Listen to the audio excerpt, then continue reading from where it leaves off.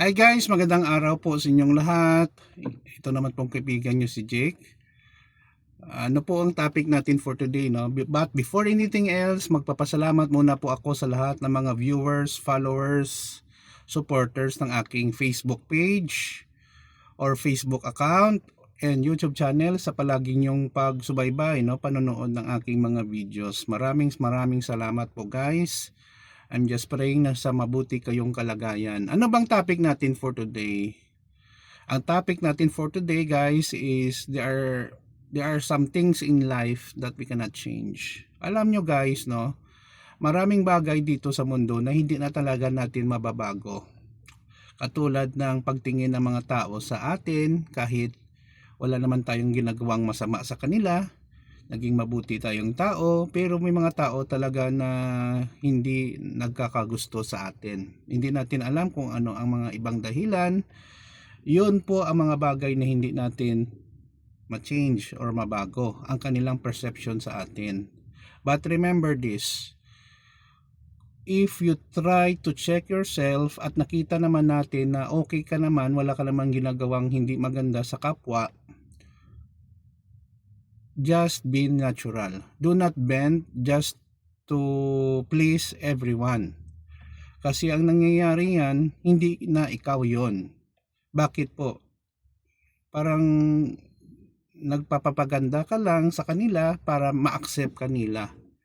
Hindi lahat ng tao ay nag-agree sa atin, maging kaibigan natin. It is very natural na may mga taong hindi sila nagkakagusto sa atin at hindi natin sila maging kaibigan or malapit tayo sa kanila forever. That's the reality of life. Ano pa? Perception ng tao sa atin, ang mga tao na ang ating sitwasyon sa buhay, sometimes hindi natin mabago. Bakit po? May mga reason na ganun talaga, no? Hindi natin ma-explain, no? Bakit nagkaganon. Minsan kasi we are trying to be good in trying to have a good life, but always remember problems and trials and challenges in life comes in different ways also. Hindi natin ma-change ang mga sitwasyon minsan, so hayaan na lang natin. We try to adapt with the changes in our surroundings, kasi kung labanan natin, tayo din ang matatalo or masasaktan. Real life yan guys, ha. Kahit ano natin gawin, may mga bagay talaga na hindi natin mabago. Sometimes kapalaran natin, no? Our destiny, we cannot change our destiny sometimes. Bakit po? Because it was designed by our God na ganun talaga ang ating destiny. Pwede natin siguro ma-alter kaunti, pero most likely kung para sa iyo, para yan sa iyo, yun talaga ang mangyayari. Katulad sa akin, marami akong in-applyan na trabaho, pero hindi ko akalain na makapagtrabaho ako sa government na hindi naman ako licensed engineer or hindi naman ako engineer. Pero nakapagtrabaho ako sa isang government institution. Hindi ko naman yon na plan, no?